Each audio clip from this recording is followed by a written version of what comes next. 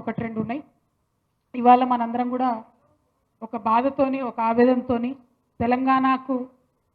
తెలంగాణ రాష్ట్రం ఏర్పడాలంటే పిడికిలు బిగించి కొట్లాడినటువంటి వాళ్ళందరం కూడా మళ్ళీ ఇక్కడికి వచ్చి ఈరోజు మాట్లాడుకునేటటువంటి పరిస్థితిని మనం గమనిస్తూ ఉన్నాం. ఎందుకు మాట్లాడుతూ ఉన్నాం? ఒక బాధతోని ఒక ఆవేదనతోని మరి మన సంస్కృతి మీద దాడి జరుగుతుంటే ఖచ్చితంగా దాన్ని ఖండించాల్సినటువంటి అవసరం ఉందని మనం గుర్తెరిగి అందరం కూడా ఇవాళ ఇక్కడికి వచ్చి మాట్లాడుకుంటూ ఉన్నాం. మరి హాజరైనటువంటి పెద్దలందరికీ కూడా మనస్ఫూర్తిగా పేరు పేరున ధన్యవాదాలు తెలియజేస్తూ ఉన్నాను. బివి చారి గారు కావచ్చు, అట్లానే హమీద్ మహమ్మద్ గారు కావచ్చు, దేవి ప్రసాద్ అన్న కావచ్చు, టంకశాల అశోక్ గారు కావచ్చు, పెద్దలు దేవకిదేవి గారు, చెల్లెలు తేలు విజయమ్మ గారు, జయంతి గారు, అట్లానే అన్న ఇప్పటి వరకు ఉండి వెళ్ళిపోయినటువంటి దేశపతి శ్రీనివాస్ గారు కావచ్చు, మన వాణిదేవి గారు కూడా వచ్చి వెళ్ళినారు. వకులాభరణం కృష్ణమూర్తి సార్ గారు ప్రత్యేకంగా వచ్చినందుకు వారికి ధన్యవాదాలు. అట్లానే పెద్దలు గౌరీ శంకరన్న గారు, కనకదుర్గ మేడం గారు, వెళ్ళిపోయినటువంటి రమణన్న గారు, అందరికీ కూడా ధన్యవాదాలు. మరి హమీద్ మహమ్మద్ గారు వారు ఒక మంచి మాట చెప్పింది. మన తెలంగాణలో ఉన్నటువంటి గంగా జమున తహజీబ్ని గుర్తు తెస్తూ వారు ఒక మాట అన్నారు. ప్రధానంగా నేను విగ్రహారాధనకు వ్యతిరేకం, కానీ తెలంగాణ తల్లిని మేము అట్లా చూస్తలేము, అదొక ఉద్యమ ప్రతీకగా చూస్తున్నాం, అందుకనే ఇవాళ ఆ ఉద్యమ ప్రతీకను మార్చడాన్ని నేను వ్యతిరేకిస్తున్నా అని చెప్పింది. ఇవాళ మన బాధ అంతా కూడా అదే. ఇంత అందమైన తెలంగాణ, నువ్వు హిందూ అయినా, నేను ముస్లిం అయినా, క్రిస్టియన్ అయినా, ఎవరైనా మనందరం ఒకటే. నీది ఈ కులమైన, ఆ కులమైన, ఏ కులమైన సబ్బండ వర్గాలు ఏకమై, సబ్బండ వర్ణాలు ఏకమైతేనే ఇవాళ తెలంగాణ రాష్ట్రాన్ని సాధించుకున్నాం. ఆ అందమైన భావనను మళ్ళా ఒకసారి చెప్పాలనుకున్నాం. ఆ ఉద్యమ ప్రతీకలను మార్చొద్దని ఇంకొకసారి ఈ రౌండ్ టేబుల్ నుంచి మనం నినాదం ఇస్తూ ఉన్నాం. నిజంగా ఎంత అందమైన భావన అంటే, ఉద్యమిస్తున్నటువంటి మనందరం కూడా తెలంగాణ తల్లి పిల్లలమే. ఆనాడు పిల్లలందరం కలిసి కేసీఆర్ గారు పెద్ద కొడుకు పాత్ర వహించి ఉండవచ్చు కాక, కానీ పిల్లలందరం కూడా కలిసి ఒక తల్లిని రూపొందించుకున్నాం. అది ప్రపంచంలో ఎక్కడ జరగదు. నిజంగా అది ఓన్లీ మన తెలంగాణలోనే జరిగింది. పిల్లలందరం కలిసి నిలబెట్టుకున్నటువంటి ఆ తల్లి పట్ల మనకున్న ప్రేమ ఆ నిర్మాణంలో లేనటువంటి రేవంత్ రెడ్డి గారికి ఉండే ప్రసక్తే లేదు. కాబట్టే ఇవాళైనా దాన్ని మార్చడం, కాబట్టే ఇవాళ దాన్ని అవమానం చేయడం చేస్తూ ఉన్నారు. తెలంగాణ తల్లి చేతిలో ఉన్నటువంటి బతుకమ్మను చూస్తే తెలంగాణ సమాజాన్ని చూసినట్టుంటుంది. ఏం చెప్తుంది బతుకమ్మ మనకు? నిజంగా ఎన్ని వందల సార్లు అనుకున్నాము, బతుకమ్మ అంటే కాస్ట్లీ పువ్వులు ఉండవు, గడ్డి పూలు ఉంటాయి, తంగేడు పూలు ఉంటాయి, బంతి పూలు ఉంటాయి, తొవ్వన పోతుంటే పెరిగేటటువంటి మామూలు పువ్వులు ఉంటాయి, ఆఖరికి విషం ఉండేటటువంటి జిల్లేడు పువ్వులు కూడా ఉంటాయి. మరి ఇవన్నిటినీ కలిపి మనం బతుకమ్మని చేసుకుంటాం. దాని అర్థం ఏంటి? చిన్నవాడు పెద్దవాడు కాదు, ఎవరైనా సరే మనవాడు అనేటటువంటి భావన ఉండాలి.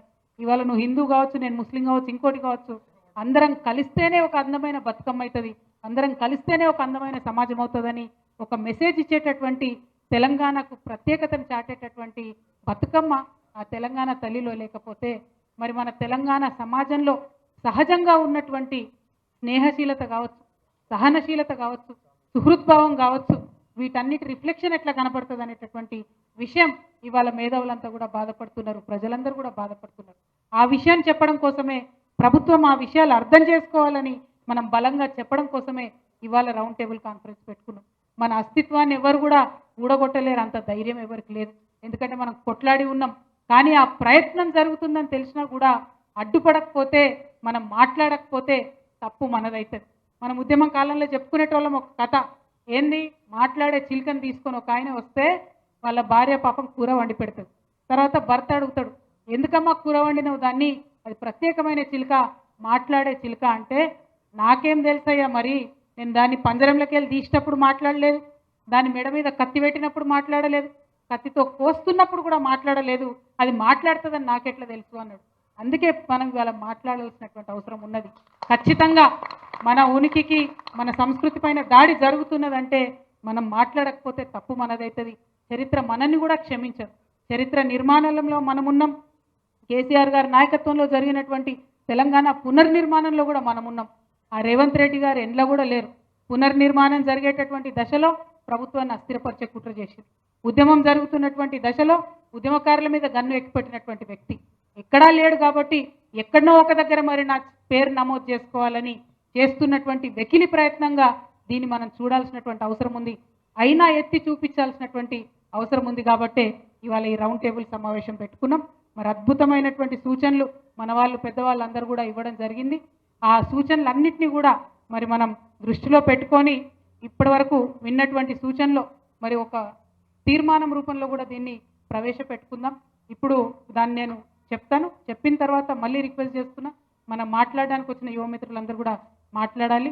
మొదటిది మన పెద్దలందరూ చెప్పింది, ఉద్యమంలో ఉద్భవించినటువంటి తెలంగాణ తల్లి చిత్రపటాలను విగ్రహ మూలాల్లోనే ఆ విగ్రహం రూపంలోనే మనం పూజిస్తాం, ఆరాధిస్తాం. ఆ ఉద్యమంలో వచ్చినటువంటి ఆ తెలంగాణ తల్లిని అన్నటువంటిది మొదటి అంశంగా తీర్మానాల్లో చేరుస్తూ ఉన్నాం. ఒక చేతిలో జొన్నకర్ర, మరొక చేతిలో బతుకమ్మ ధరించిన తెలంగాణ తల్లి వైభవంపై పద్యాలు, కవితలు రచించి పుస్తకాలుగా వెలువరిస్తామని మరొక తీర్మానం చేసుకోవడం జరుగుతూ ఉంది. పిల్లలు వాడేటటువంటి నోట్బుక్లు మొదలుకొని రైటింగ్ ప్యాడ్స్ వరకు అన్నిటి మీద తెలంగాణ తల్లిని ముద్రించి మన పిల్లలందరికీ కూడా ఇచ్చేటటువంటి ప్రయత్నం చేద్దాం.